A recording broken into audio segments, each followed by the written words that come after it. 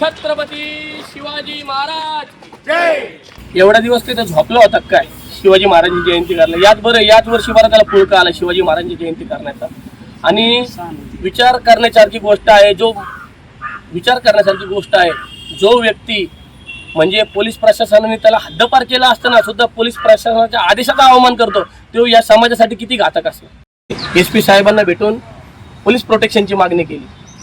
मुळातच छिंदम हा जिहादी वृत्तीचा माणूस आहे आणि त्यांनी जी निवडणूक लढली ती जिहादी वृत्तीच्या लोकांसोबतच लढलेली आहे.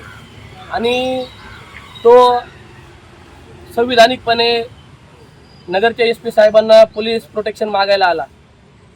पोलीस प्रशासनाला आमचं एवढंच म्हणणं आहे की हा मुळात गुन्हेगार आहे आणि यांनी स्वतःच एक कट रचलेला आहे आणि त्याचा आरोप तो आमच्यावर करत आहे. आम्ही आज SP साहेबांना सांगितलं की याला कोणत्याही प्रकारचं प्रोटेक्शन मिळालं नाही पाहिजे आणि याची जी मागणी आहे आम्ही हा ठराव माननीय आयुक्त साहेबांना सांगितलं, मागणी केली आहे की याचा नगरसेवक पद रद्द करा.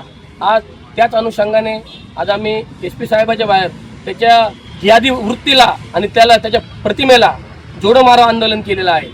आणि तो छिंदम जर नगर शहरात वावरत असला तर ते नगर शहरासाठी घातक आहे.